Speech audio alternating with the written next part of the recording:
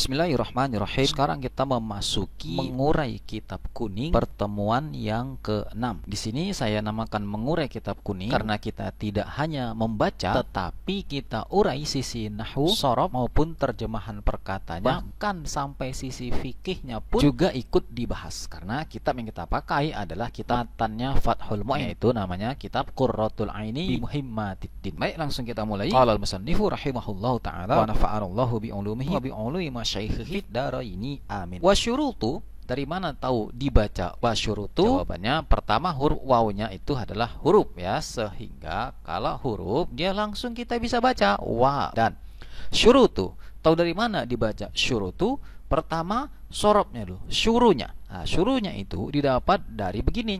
Dia ini dari fi'il syarata yasyrutu, masdarnya syartan. Nanti jamaknya syuruton. Jadi syarton itu syarat, syuruton itu syarat-syarat. Nah, dari sini kita tahu harokatnya adalah syuru. Langsung kita bisa harokati syuru. Seandainya sebelumnya tidak ada harokat atau gundul atau kitab kuning yang pada umumnya yang tanpa harokat, maka kita bisa membacanya meskipun tanpa harokat. Baik, sudah saya tulis di layar syuru. Kemudian toknya kita harokati dengan apa? Jawabannya lihat posisi dalam i'rab. Nah, ini cerita nahwu. Posisinya adalah mubtada. Karena mubtada dia dibaca rofa, tanda rofanya dhammah karena jamak taksir. Jadi dibaca syurutu. Kenapa tidak ditanwin syurutun? Karena dia mudhof. Kemudian terjemahan syurutu adalah syarat-syarat. Selanjutnya di depannya dhamir hu itu mabni. Jadi langsung kita harokati saja hu, terjemahannya nya. Nah, mana ini kembali kepada cerita wudu. Jadi syarat-syaratnya maksudnya adalah syarat-syarat wudu. Nah, begitu. Selanjutnya kasyurutil ghusli. Dari mana dibaca kasyuruti? Jawabannya pertama kapnya itu huruf jar. Karena huruf dia mabni, kita mesti hafal, yaitu ka, begitu. Adapun syurunya lagi itu sesuai dengan di sebelahnya, sama ya, syuru yaitu jamak taksir dari syarton, langsung kita harokati syuru. Selanjutnya huruf tonya kita harokati dengan apa? Jawabnya diharokati dengan kasroh. Kenapa? Karena masuk huruf jar. Jadi dibaca jar tanda jarak kasroh karena jamak taksir. Jadi dibaca syuruti. Kemudian kenapa tidak ditanwin? Karena dia mudhof. Selanjutnya jar majrur ini posisinya adalah khobar syibhul jumlah. Terjemahannya adalah seperti syarat-syarat. Ini kenapa ada kata-kata terjemahannya adalah?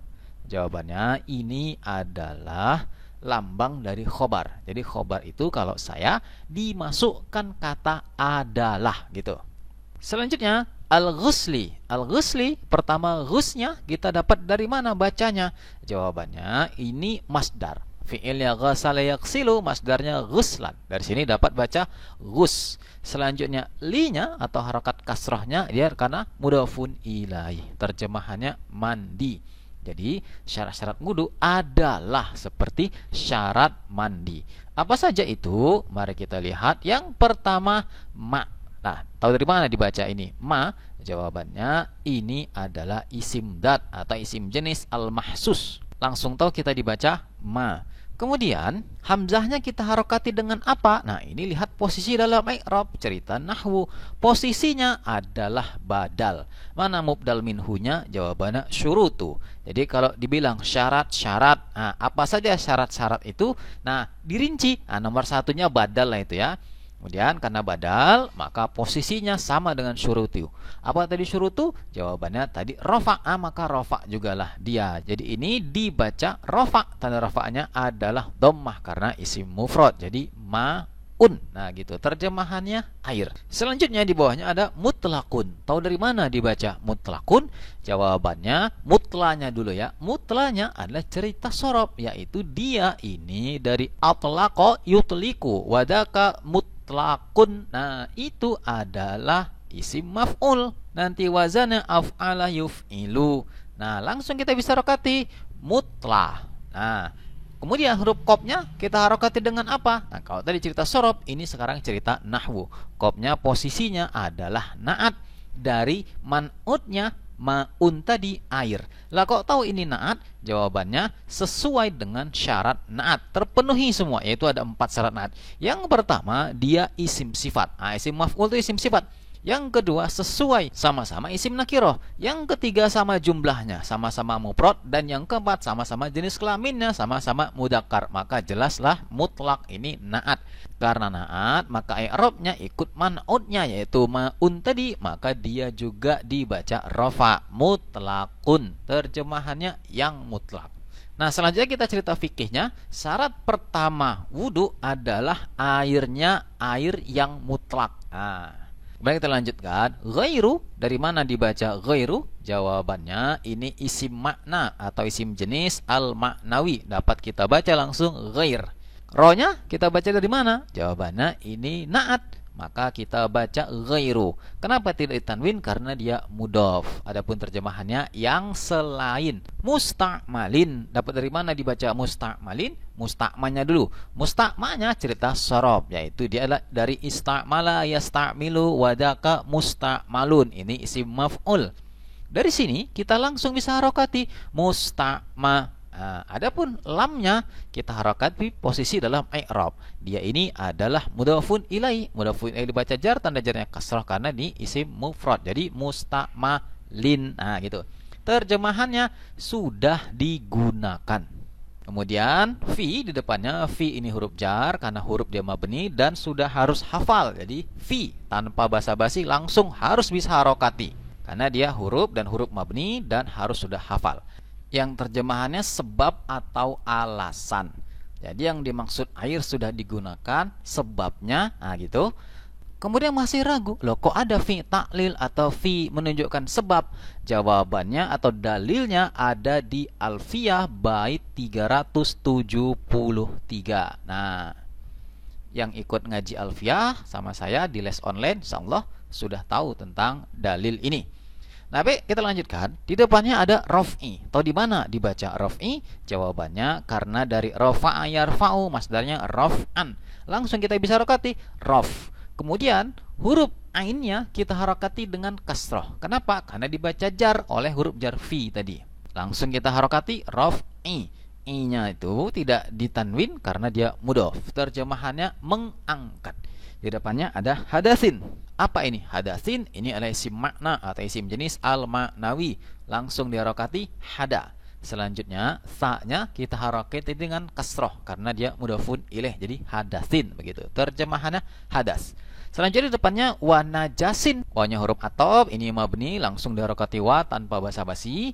Adapun najasin ini isim dat atau isim jenis, najanya kita harokati bisa dengan mudah. Kemudian sinnya kita harokati sesuai dengan maktub alaihnya. Yaitu mana maktub alaihnya? Yaitu hadasin. Jadi ini seolah-olah rom'i hadasin wa raf'i najasin, mengangkat hadas dan mengangkat najis. Karena maktubnya kepada jar, maka najasin juga jar. Langsung kita harokati najasin. Terjemahannya najis.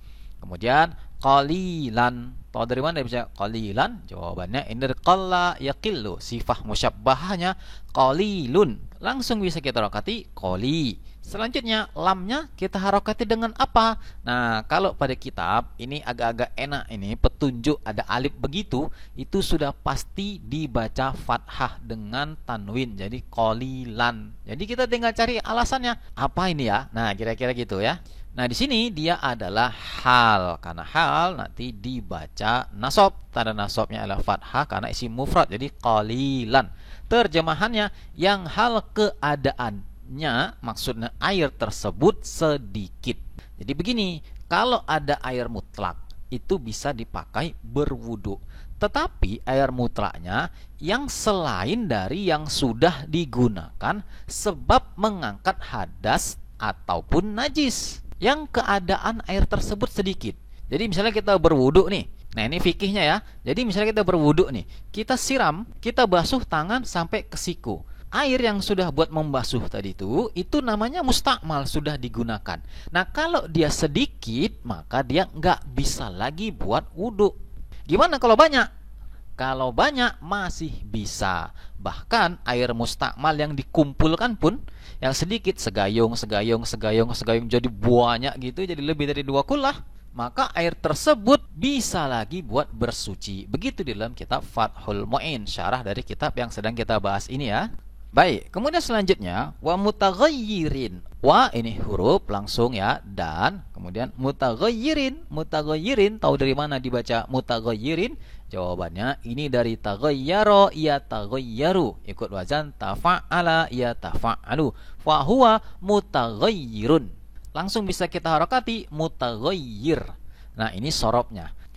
Selanjutnya ro-nya kita harakati dengan apa? Jawabannya harokati dengan dhammah. Kenapa? Karena ada huruf waw atop itu maktub kepada mutlakun. Maka kita harokati juga sesuai dia, yaitu dhammah. Jadi seolah-olah satu air mutlak, dua air mutaghayyirun. Nah, gitu. Satu maun mutlakun, dua maun mutaghayyirun. Nah, seperti itu. Terjemahannya air yang belum berubah. Kemudian kathiron, kathinya dulu kita harokati. Kenapa kathi? Jawabannya ini sifah musyabbahah. Dari kathura yakthuru, sifah musyabbahahnya kathirun. Langsung bisa kita harokati kathi. Adapun ro-nya posisi dalam i'rab tidak menjadi hal, maka dibaca nasab, tanda nasab fathah karena isim mufrad. Jadi kathiron. Terjemahannya yang hal keadaannya banyak. Bi khalitin, bi-nya ini huruf ya, langsung kita harokati bi begitu. Terjemahannya karena, ini sama dengan yang di atas tadi. Bi juga ada sababiyah wa ta'lil, jadi kita bilang karena khalitin. Tahu dari mana dibaca khalitin? Jawabannya ini adalah dari khalata yakhlitu, sifah musyabbahanya khalitun. Langsung bisa kita harokati khali, begitu ya. Kemudian to-nya karena dia dimasuki huruf jar bi, maka dia tin gitu. Jadi khalitin. Terjemahannya tercampur. Jadi air yang belum berubah, yang hal keadaannya banyak. Kemudian kenapa kita cerita tentang belum berubah? Ya karena dia tercampur. Tercampur apa? Tohirin. Tohirin. Kenapa kita bisa baca tohirin? Jawabannya dia dari fi'il toharoyat huru, isim fa'il yang tohirun. Langsung kita harokati tohi. Adapun ro-nya kita lihat posisi dalam i'rab, dia ini adalah naat, maka diharokati rin karena man'utnya khalitin tadi ya. Kemudian terjemahannya benda yang suci. Baik, kita cerita fikihnya dulu lagi. Maksudnya dia tercampur benda yang suci, seperti kira-kira dia air kopi lah begitu ya. Nah, kalau air tersebut hal keadaannya banyak sehingga dia belum berubah dengan adanya masuk sedikit kopi, maka itu air masih bisa buat berwudu. Nah, itu yang dimaksud dia belum berubah. Yang dimaksud dengan dia tercampur adalah tercampurnya itu memang menyatu seperti air kopi gitu. Air kopi, air teh manis, air gula, dan sebagainya. Kalau dia tercampur tetapi nggak menyatu, misal ada air mutlak, kita campur dengan pecahan kaca. Pecahan kaca benda suci, sama dengan kopi benda suci. Tapi ini nggak masuk kategori tercampur karena dia tidak menyatu. Nah, seperti itu.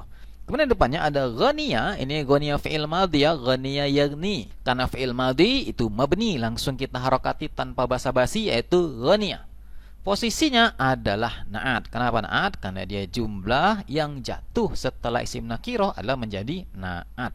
Karena dia naat, kita kasih terjemahannya yang, walaupun dia fi'il madhi ya. Yang apa? Tak butuh. Tak butuh apa? Jawabannya tak butuh, iya maksudnya air. Air itu tak butuh. Tak butuh apa? Tak butuh anhu. Anhu itu kita baca anhu dari mana? Karena an-nya adalah huruf, hu-nya adalah domir, keduanya mabni. Langsung kita harokati anhu. Terjemahannya darinya, dari si tohirin tadi, dari si benda suci tadi. Maksudnya gimana nih? Air yang tak butuh kepada benda suci, yaitu maksudnya seperti wadah. Nah, air itu kan butuh kepada wadah. Wadah itu kan benda suci. Tapi kalau nggak ada wadah, macam mana airnya? Tumpah dong. Nah, itu berarti air butuh kepada wadah. Nah, itu tidak menjadi masalah. Tetapi kalau airnya nggak butuh kepada benda suci tersebut, misalnya si kopi tadi, ya nggak butuh dia sama kopi. Nggak ada kopi pun dia tetap air, dan dia nggak ada tumpah. Orang dia punya wadah sendiri. Nah, itu yang dimaksud dengan tak butuh. Nah, ini cerita fikihnya ya. Baik, kita lanjut ke bawahnya. Au huruf atop. Ini karena huruf, langsung kita harokati au, terjemahannya atau. Binajasin, B-nya huruf, langsung kita harokati bi, terjemahannya karena najasin. Ini seperti yang dasar ya, yaitu isim dat atau isim jenis al-mahsus. Langsung kita harokati najasin, karena huruf jar bi tadi, terjemahannya tercampur najis. Walau kana kathiron, walaunya ini wanya, dan launya ini adalah litaklil, menyedikitkan. Terjemahannya walau kana fi'il madhi, ini mabni, langsung bisa kita harokati ya. Ini kana yakunu, begitu ya. Terjemahannya kondisi dia, atau maksudnya si mutaghayyir tadi, atau air yang belum berubah itu tadi. Kathiron tadi ya, sifah musyabbahah. Kita harokati kathi, kemudian ro-nya, karena dia adalah khobar kana, maka ron gitu. Terjemahannya banyak. Bagaimana maksudnya atau bagaimana cerita fikihnya? Maksudnya di sini adalah tercampur najis si air itu tadi, meskipun terjadi perubahan sedikit. Kalau terjadi perubahan sedikit, meskipun airnya banyak, maka itu tetap tidak bisa lagi mensucikan. Baik, apa kesimpulan fikihnya terhadap bacaan kita hari ini? Kesimpulannya adalah, satu, air aslinya adalah air mutlak. Dia suci lagi mensucikan. Kemudian tetapi dia tidak bisa mensucikan lagi kalau sudah digunakan.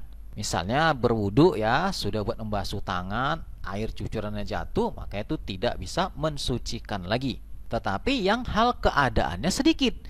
Kalau bekas tadi, air cucuran tadi itu banyak, atau bahkan mungkin dikumpuli menjadi banyak, maka itu kembali suci, mensucikan lagi. Kemudian selanjutnya, kalau air mutlak tersebut belum berubah karena hal keadaannya dia banyak. Maksudnya belum berubah adalah dia tercampur benda suci. Misalnya tadi ya, air kopi, di mana benda sucinya, benda suci yang tak dibutuhkan air seperti wadah. Nah, itu juga bisa dipakai kalau dia belum berubah. Kembali belum berubah karena dia tercampurnya benda suci dan memang airnya banyak. Selanjutnya, yang terakhir adalah kalau tercampurnya bukan dengan benda suci tetapi dengan najis. Nah, di sini kalau terjadi sedikit perubahan pun meskipun airnya banyak, maka dia tidak bisa lagi mensucikan. Nah, seperti itu. Nah, baik, ini uraian kita terhadap kitab Qurratul Ain pertemuan ke-6. Wallahu a'lam.